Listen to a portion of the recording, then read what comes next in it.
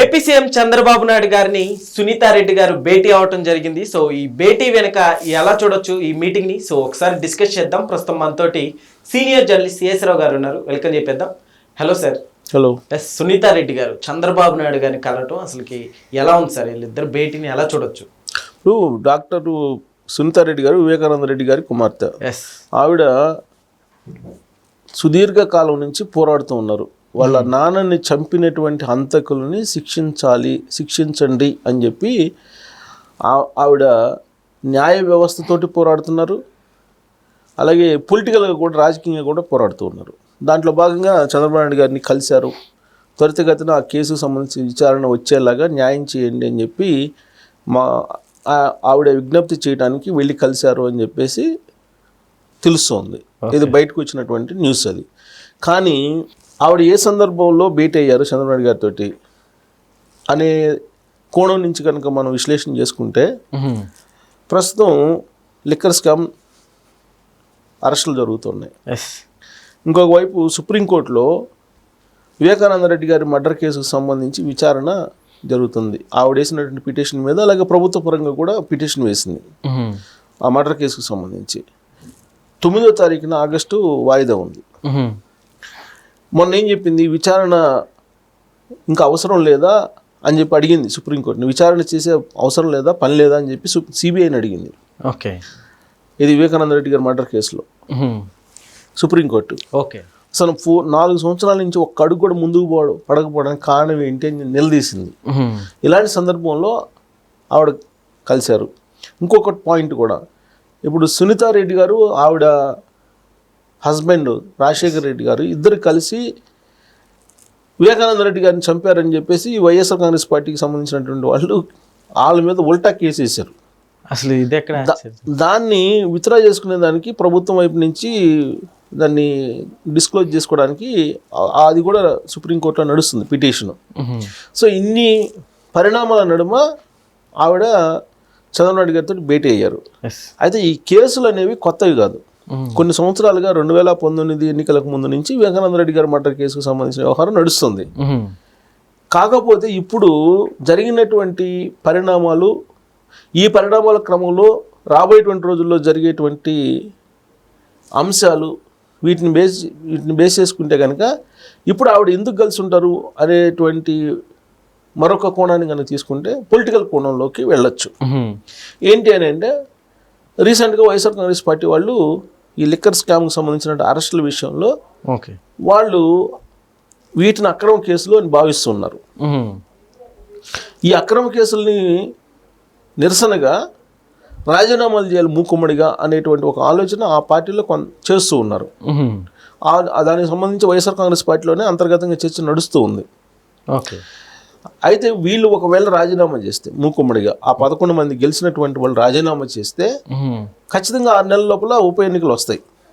మరి ఈ రాజీనామా చేస్తారా, చేసే అవకాశం ఉందా అని అంటే, ఖచ్చితంగా వాళ్ళు సర్వేలు చేయించుకొని పబ్లిక్లో ఉండేటువంటి ఒపీనియన్ని బేస్ చేసుకొని రాజీనామాలకు వెళ్తారా వెళ్ళరా అనేది ఆధారపడి ఉంటుంది. ఓకే, అయితే జగన్మోహన్ రెడ్డి గారు ఎప్పటికప్పుడు సర్వేలు చేయించుకుంటుంటారు, పబ్లిక్ మూడ్ ఎలా ఉందని తెలుసుకుంటారు.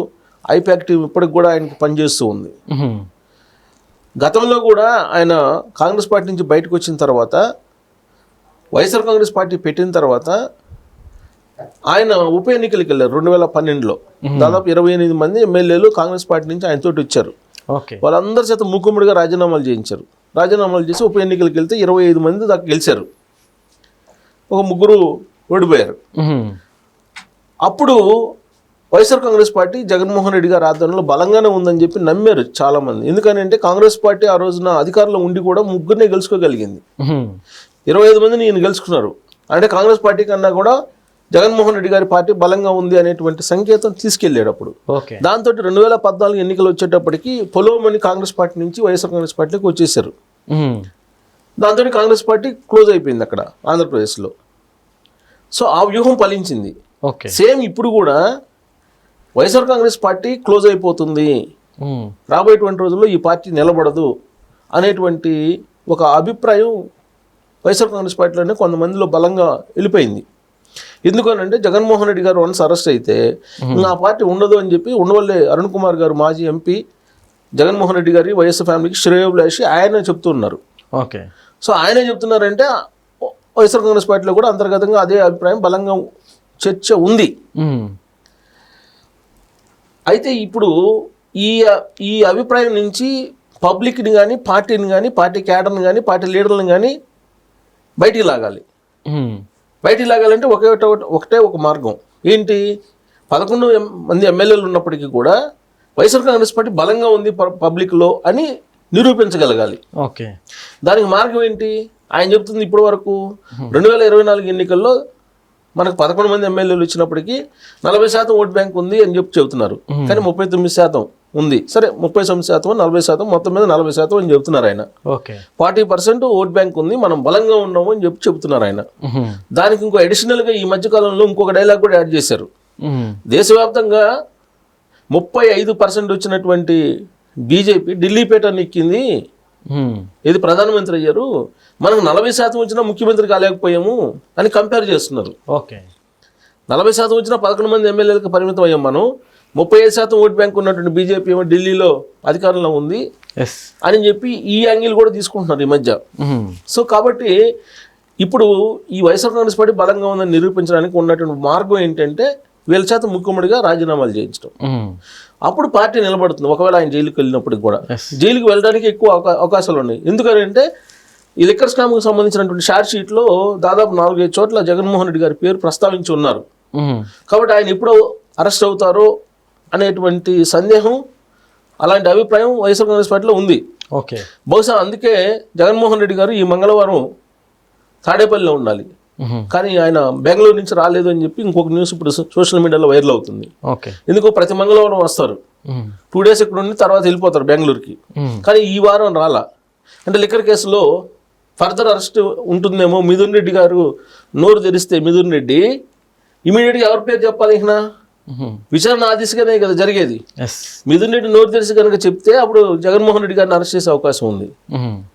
సో అందుకని ఆయన ఈ వారం రాలేదు, ఇంకా రాడు తాడేపల్లికి అనేది కూడా సోషల్ మీడియాలో చెప్తున్నారు. సరే సోషల్ మీడియాలో ఏదైనా చెప్పని, సరే నేను రాజీనామాలు చేయడానికి కూడా బెంగళూరులోనే ప్లాన్ చేస్తున్నారు, మొత్తం 11 మంది చేత రాజీనామా చేయించని. ఇన్ కేసు రాజీనామా చేస్తే మూకుమ్మడి రాజీనామాలు చేసేస్తే 6 నెలల లోపల బై ఎలక్షన్ చూస్తే పులివెందుల్లో సునీతారెడ్డి గారిని తెలుగుదేశం పార్టీ అభ్యర్థిగా పెట్టి గెలిపించాలనేది ఒక ఆలోచన పార్టీలో అంతర్గతంగా జరుగుతుంది. 2024 జనరల్ ఎలక్షన్లో కూడా ఆవిడ పార్టీలో చేరి పార్టీ అభ్యర్థిగా పోటీ చేయడానికి ఇంట్రెస్ట్ చూపించారు. కానీ ఆ రోజు ఉన్నటువంటి పరిణామాల దృష్ట్యా ఆవిడని రాజకీయాలకు దూరంగా ఉంచారు. కానీ ఇప్పుడు ఆవిడే రాజకీయాల్లోకి ప్రత్యక్షంగా రావడానికి, జగన్మోహన్ రెడ్డి గారి మీద వ్యతిరేకంగా రాజకీయ పోరాటం చేయడానికి సిద్ధం అవుతున్నారు అని చెప్పి తెలుస్తుంది. దాంట్లో భాగంగానే తాజాగా చంద్రబాబు గారితో భేటీ అయ్యారు. సో ఆవిడ తెలుగుదేశం పార్టీలో చేరబోతున్నారు. చేరి ఒకవేళ వాళ్ళు కనుక 11 మంది ఎమ్మెల్యేల చేత ముక్కుమ్మడిగా రాజీనామాలు చేయిస్తే వచ్చేటువంటి బై ఎలక్షన్స్లో జగన్మోహన్ రెడ్డి గారి మీద ఆవిడ నుంచొని పులివెందుల నుంచి గెలవాలి అనేటువంటి ఒక ఛాలెంజ్ ఆవిడ తీసుకున్నారు. ఆ విషయాన్ని చంద్రబాబు గారితో చెప్పడానికి ఆవిడ భేటీ అయ్యారు అనేది ఇంకొక వర్షను వినిపిస్తూ ఉంది. అయితే ఇక్కడ ఓ పెద్ద ట్విస్ట్ ఏంటంటే 11 మంది ఎమ్మెల్యేల్లో దాదాపుగా 6 మంది రివర్స్ అయ్యారంట రాజీనామా చేయడానికి మేము సిద్ధంగా లేము అని. సో మిగతా రాజీనామా చేసేటువంటి వాళ్ళు ఎంతమంది, 5. ఈ 5లో మళ్ళీ ఎంతమంది జారిపోతారో తెలియదు. జగన్మోహన్ రెడ్డి గారు ఒప్పుకోరు కదా సార్, నో చెప్తే. జగన్మోహన్ రెడ్డి గారు ఒప్పుకోక ఏం చేస్తారు? ఇప్పుడు వాళ్ళ ఇష్టం, అది ఎమ్మెల్యేలు గెలిచిన తర్వాత జగన్మోహన్ రెడ్డి గారు ప్రతిపక్ష హోదా కూడా లేదు, ఆయనకు అసెంబ్లీలోకి వెళ్తలా. ఆయన వాళ్ళు రాజీనామా చేయాలంటే ఈయన చేసేది ఏముంటుంది? ఈయన చేసేది ఇప్పుడు స్పీకర్ ఫార్మేట్లో రాజీనామా పత్రాన్ని ఇవ్వాల్సింది వాళ్ళు వ్యక్తిగతంగా పోయి ఇవ్వాలి. అలా కాకుండా మొత్తం మీరందరూ రాజీనామా చేసేసి నాకు ఇవ్వండి నేను పోయిస్తానంటే కూడా అది చల్లదు. అది స్పీకర్ మళ్ళీ డెసిషన్ తీసుకోవాలి. సో కాబట్టి ఒక 6-7 రివర్స్ అయ్యారని చెప్పి తెలుస్తుంది. సో మరి వాళ్ళు రివర్స్ అయినప్పుడు మిగతా వాళ్ళు రిజైన్ చేస్తారా? లేదు అసలు వాళ్ళందరినీ వదిలిపెట్టేసి జగన్మోహన్ రెడ్డి గారు ఒక్కలే రిజైన్ చేసేసి పబ్లిక్లోకి వెళ్తారా అనేది కూడా చర్చ నడుస్తుంది. సో మొత్తం మీద చంద్రబాబు నాయుడు గారిని సునీతారెడ్డి గారు భేటీ కావడం వెనుక వివేకానంద రెడ్డి గారి మర్డర్ కేసుకు సంబంధించినటువంటి అంశం ఒకటే అయితే, రాబోయేటువంటి రాజకీయంగా పులివెందుల్లో జగన్మోహన్ రెడ్డి గారి మీద సునీతారెడ్డి గారు పోటీ చేసి గెలవాలనేటువంటి ఒక ఛాలెంజ్ ఆవిడ తీసుకున్నారు. ఓకే. అందుకని ఆలోచనని చంద్రబాబు నాయుడుతో పంచుకొని ఆయన డైరెక్షన్ని లేదంటే ఆయన సలహాని తీసుకునే ప్రయత్నంలో భాగంగా కలిశారని కూడా వినిపిస్తుంది. సరే, ఆవిడ రాజకీయాల్లోకి వస్తారా రారా అనేది ఆవిడైతే ఇప్పుడు న్యాయస్థానాల్లో జగన్మోహన్ రెడ్డి గారికి పవర్ ఉన్న బట్టే తన తండ్రిని చంపినటువంటి హంతకుల్ని పట్టుకోలేకపోయాము, రాజకీయాల్లోకి వస్తే తన తండ్రిని చంపిన హంతకుల్ని పట్టుకోవచ్చు అనేటువంటి ఆలోచన కూడా ఆవిడ చేస్తున్నట్టు ఆవిడకి సంబంధించినటువంటి అభిమానులు కూడా కొంతమంది మాట్లాడుకుంటున్నారు. సో కాబట్టి ఆవిడ వస్తే కనుక బహుశా చంద్రబాబు గారు కూడా ఆహ్వానించవచ్చు.